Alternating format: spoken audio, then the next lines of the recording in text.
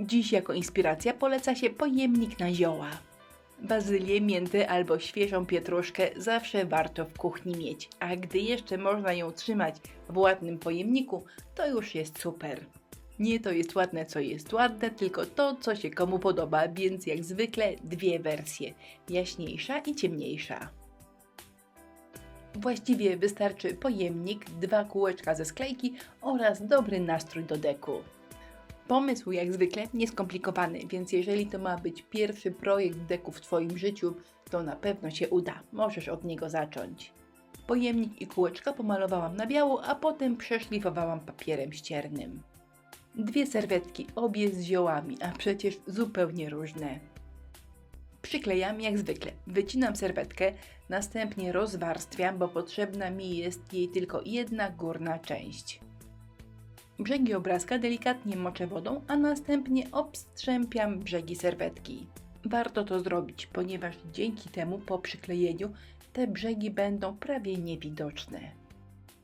Wow, chyba po 2 latach skończył mi się klej do deku, muszę wziąć nowe opakowanie.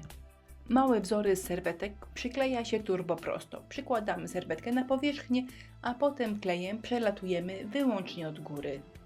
Na takich małych elementach nawet trudno jest zrobić zmarszczki, ale jak się człowiek postara, to może. Przy czym na tym wzorze nie będzie tego widać. Gdy klej wyschnie, obrazki lakieruję, bo potem będę jeszcze cieniowała brzegi i lakier zabezpiecza mi te brzegi przed podciąganiem farby, którą będę robiła to cieniowanie.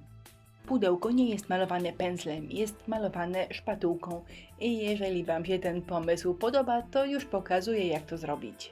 Pudełko ma 2 strony, zaczynamy od tej prostszej, czyli tam, gdzie są tylko 2 kolory. Technika jest wyjątkowo prosta. Nakładamy szpatułką bardzo nierówno naszą farbę, rozcieramy ją turbo niedokładnie i to właśnie tak wygląda. Największy problem to to, że mamy taką skłonność do porządnego mieszania farb, a tutaj nie należy tego robić, ponieważ będziemy wtedy mieli zamiast takich ciekawych pociągnięć, które się przeplatają kolorami, po prostu szare mazy. A jeżeli już mamy szare mazy, tak jak ja, to nabrałam odrobinę białego i tym białym robię takie nierówne paćki. A jak z białym przeholuję, to wezmę trochę szarego i znowu dorobię takich pociągnięć. Tutaj zawsze będzie to fajnie wyglądało i można się tym bawić w nieskończoność, więc pamiętajcie, trzeba wiedzieć, kiedy ze sceny zejść i dojść do wniosku, że to już fajnie wygląda i lepiej nie będzie. Zeszłam ze sceny, wysuszyłam i pudełko z jaśniejszej strony wygląda tak. Tutaj wymieszałam szary i biały, bo to chyba najprostsze połączenie, ale jeżeli macie ochotę na coś ciekawszego, oczywiście, że można. Bo jeżeli cokolwiek wyjdzie za bardzo, to bierzecie biały albo szary i to wszystko delikatnie pokrywacie takim dominującym kolorem, żeby się całość kupy trzymała, bo za dużo kolorów też niedobrze. Nie jest źle, troszkę to rozjaśnię i chciałam dodać jeszcze odrobinę koloru, który występuje na obrazku z tej strony, czyli fioletowego. No i kolejność była taka, dodałam fioletowego, ale za dużo, a potem go troszkę ściągnęłam, żeby on był takim tylko punktowym zaznaczeniem. Bo chciałam, żeby główny fioletowy akcent mimo wszystko został tylko na obrazku. Z zewnątrz pudełko już jest gotowe, niech sobie schnie, a ja zrobię delikatne cieniowanie w obrazkach.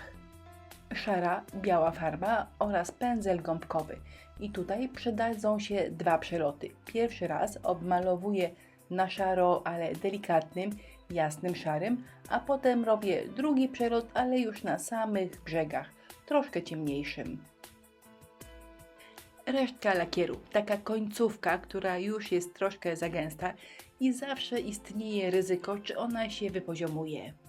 Szkoda wyrzucić, a to nie jest praca na żaden konkurs, więc będzie jak będzie. Z zewnątrz pudełko już wyschło, więc mogę je wziąć do ręki i w środku przemalować na szaro. Tak trochę po taniości. Jeżeli macie ochotę, a ja zawsze mam, to można zrobić efekt desek. Zasadę mam taką, że zawsze linię łączącą deski maluję od linijki, bo ona musi być idealnie prosta.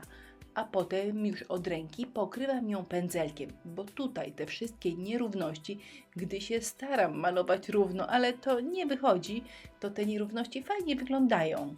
Dbam także o to, aby kreska ciągnięta pędzelkiem nie była w jednym kolorze. Zobaczcie, ona jest raz ciemniejsza, raz jaśniejsza, czasami grubsza albo chudsza i to naprawdę dodaje takiego naturalnego wyglądu.